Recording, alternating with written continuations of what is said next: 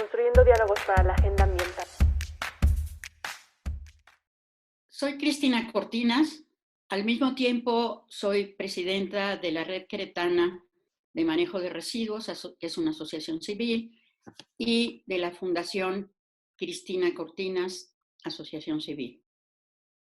Mi nombre es Isabeli Rosillo Pantoja, soy abogada, me desempeño como vicepresidenta de la Red Queretana de Manejo Ambiental de Residuos y de la Fundación Cristina Cortinas, Asociación Civil.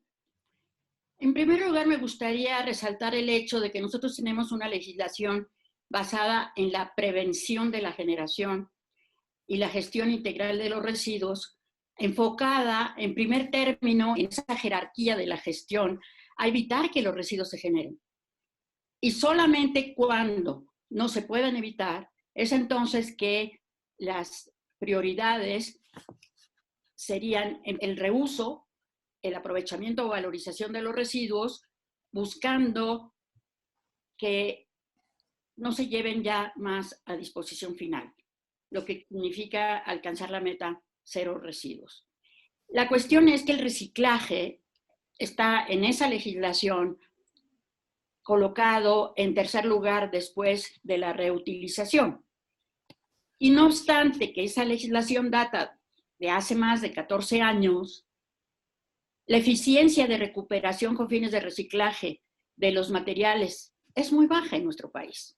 Y ahora mismo, la Secretaría de Medio Ambiente y Recursos Naturales Federal, desde el año pasado publicó una visión nacional hacia la gestión sustentable, cero residuos, basada en la economía circular, en la cual nuevamente la prioridad es evitar la generación de los residuos, entre otras cosas, promoviendo el ecodiseño de productos y procesos para evitar el desperdicio de recursos. Si esto no se puede lograr y no se puede lograr el alargamiento de la vida de los productos de consumo, entonces la prioridad siguiente sería la reutilización y después vendría el reciclaje. Este es el momento adecuado para cerrar el ciclo de vida de los materiales y para recuperar todo material susceptible de reciclar y convertirse en una materia prima secundaria para retornárselo a los productores y que no vuelvan a usar materia prima virgen. Además de que se instaure lo que se conoce como la responsabilidad extendida del productor, esto es algo que va a tener una gran repercusión en un momento en que hemos perdido fuentes de ingresos, fuentes de empleo, que la gente está incluso padeciendo situaciones de hambre.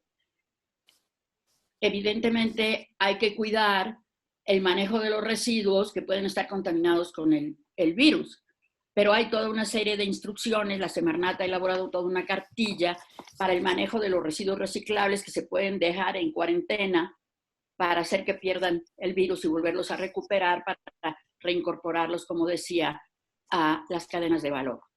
Bueno, primero, para hablar de estos retos, tendremos que considerar una paradoja en relación al reciclaje y al aprovechamiento de los residuos, que tiene que ver con esta inconsistencia o la contradicción al concepto de desarrollo sustentable.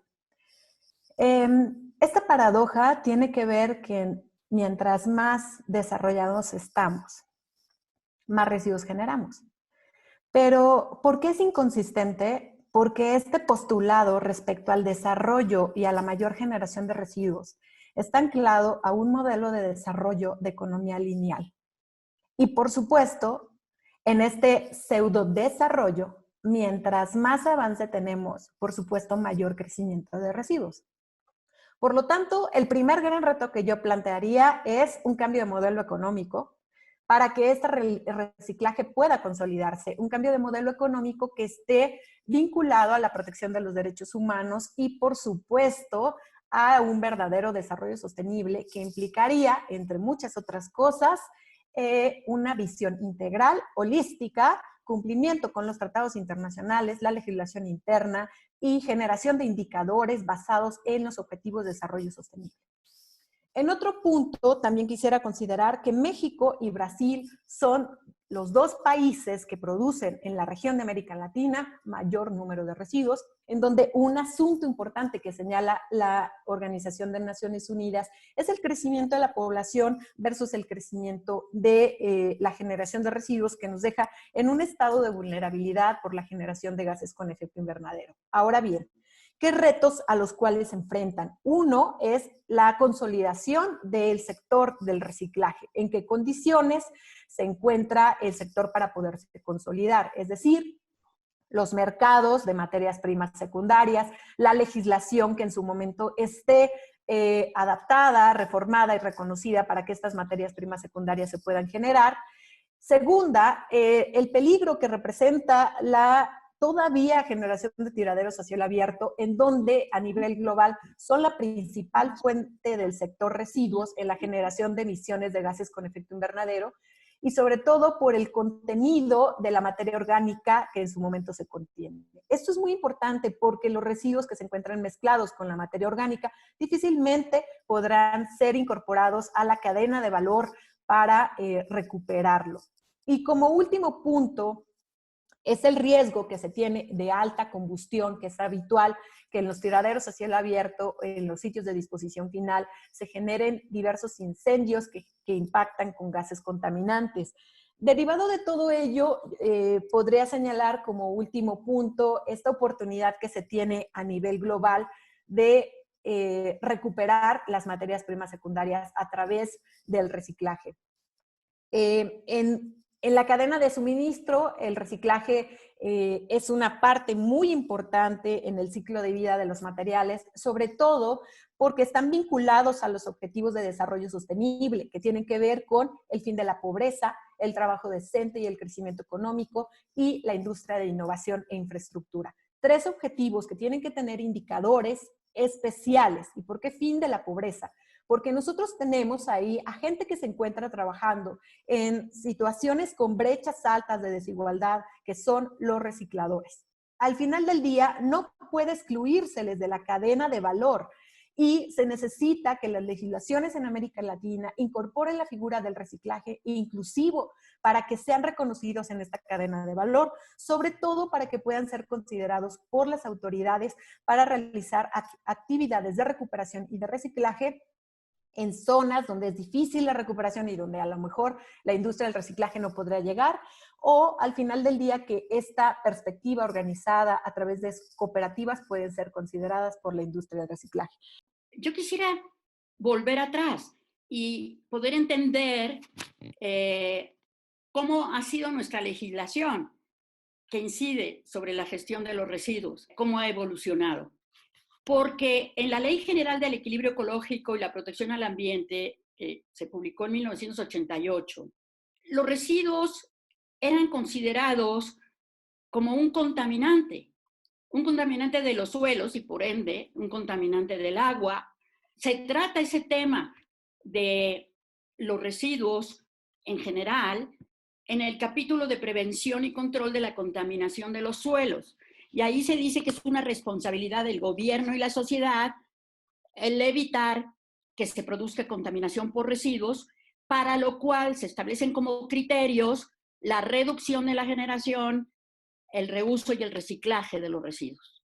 Pero son unos cuantos artículos que mencionan esto, pero que luego no tienen ningún desarrollo ulterior. Yo digo que el cambio de paradigma que hubo con la promulgación de la Ley General para la Prevención y Gestión Integral de los Residuos es que en ella los residuos se definen como materiales o productos, no como basura, no como contaminantes, sino como materiales o productos que su propietario o poseedor, por primera vez se habla de un propietario o poseedor de los residuos, desecha, pero que son susceptibles de valorización. Y en la valorización, al definirla, se plantea que es la recuperación justamente del valor de los residuos, ya sea como insumos o como energía, para volverlos a reincorporar a las cadenas productivas. Entonces es un cambio radical de visión de los residuos. Y es una legislación que está dirigida al generador. No es una regulación de los servicios municipales de limpia, es evitar la generación, porque está basada en el reconocimiento de que en la naturaleza no se generan desechos, porque los procesos biológicos son cíclicos. En la economía circular, el aspecto más novedoso para México y no legislado en nuestra Ley General de Prevención y Gestión Integral de los Residuos es esta parte de prevención a través del ecodiseño de productos y procesos. ¿Para qué? Pues para que los productos de consumo contengan menos materiales, esto se llama desmaterialización, para que no contengan más que los estrictamente necesarios para la seguridad y el uso para el que fue destinado un bien de consumo, para que no contengan materiales peligrosos, para que los productos sean fácilmente desensamblables, reparables, renovables, remanufacturables y reciclables. Digamos, ese es el aspecto que nos faltaría reforzar en la legislación para la prevención y gestión integral de los residuos. Entonces, si tú me preguntas qué oportunidades tenemos para legislar, yo diría que antes de legislar algo nuevo, cumplamos con las leyes que ya tenemos y que nos permitirían en este instante, si lo deseamos, operar sistemas de economía circular. Y tendríamos que, en su caso, reformar las leyes en aquellas cuestiones en que sean necesario hacerlo, porque hay ambigüedad, porque hay vacíos o porque hay inconsistencias. Entonces, las leyes, como lo dice Isarelly Rosillo, enfáticamente, que las nuevas leyes que promulguemos deben de tener un enfoque progresivo y no regresivo. No hay forma que resolvamos los problemas económicos, sociales, ambientales que nos ha puesto en evidencia la pandemia, si no todos los sectores de la sociedad hacemos lo que nos toca hacer.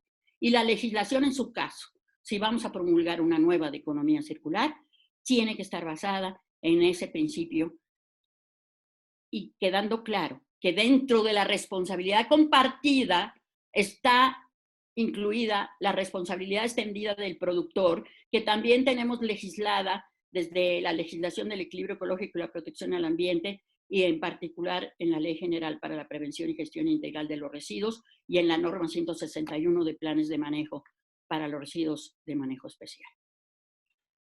¿Por qué es importante el sistema de cuentas económicas y ecológicas de México? Número uno, porque establece la base de medición del Sistema Nacional de Contabilidad. El Sistema de Contabilidad Nacional tiene 3 subcuentas y una de esas es ambiental. Entonces, en la toma de decisiones respecto a la riqueza, los egresos y los ingresos, se toma en cuenta el factor ambiental y esto es importante considerarlo. Número 2, porque el sistema de cuentas reconoce que el agotamiento y la degradación de los recursos naturales en México emana de los procesos productivos y de consumo. Y esto es muy importante. Número 3, es porque dentro de ese sistema de cuentas hay un rubro que se mide residuos sólidos, el impacto de los residuos sólidos como aspectos de degradación, y también se incorporó los residuos peligrosos. Entonces, nosotros al tomar en cuenta esto, el INEGI en su último informe publica en el reporte del 2018 que los costos totales por agotamiento y degradación ambiental comparados al Producto Interno Bruto de nuestro país corresponden a un 4.3% en relación al impacto del Producto Interno Bruto. Quiere decir que nosotros estamos decreciendo ambientalmente año con año, que estamos haciendo una degradación de los recursos naturales, una degradación ambiental, pero un agotamiento de nuestra riqueza que está sostenida en la naturaleza, en la biodiversidad que nosotros tenemos, y que eso nos está volviendo no solamente resilientes, sino está disminuyendo nuestro patrimonio natural. Otra parte importante del sistema de cuentas en el punto en el que se reconoce es que respecto a los gastos de protección al ambiente que se destinan en nuestro país tienen que ver con un gasto del 0.6% del Producto Interno Bruto de nuestro país. Entonces, imagínense, estamos agotando y decreciendo a 4.3%, pero estamos destinando recursos en 0.6%, o sea, no va a haber presupuesto que alcance para ello, en donde este gasto representó para el 2018 123,951 millones de pesos, en donde fueron destinados a impartición de justicia, fueron destinados a gastos extraterritoriales, también a organismos internacionales, a generación y transmisión de distribución eléctrica, pero nos quedamos todavía en relación a estos puntos sobre reciclaje, fortalecimiento, materias primas secundarias, etcétera. Ahora, ¿qué tiene que ver esto con un tema de política pública y relación del reciclaje en el punto de la degradación ambiental y el agotamiento de recursos naturales? Obviamente porque reciclar implica este proceso de producción. Si yo no produzco, pues tampoco puedo generar productos que puedan ser reciclables o a su vez generados como aprovechados como materia prima secundaria.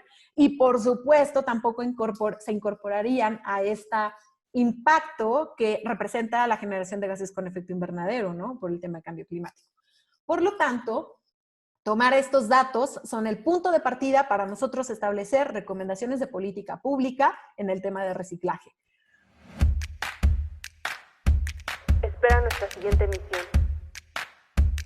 Síguenos en nuestras redes @poleaac.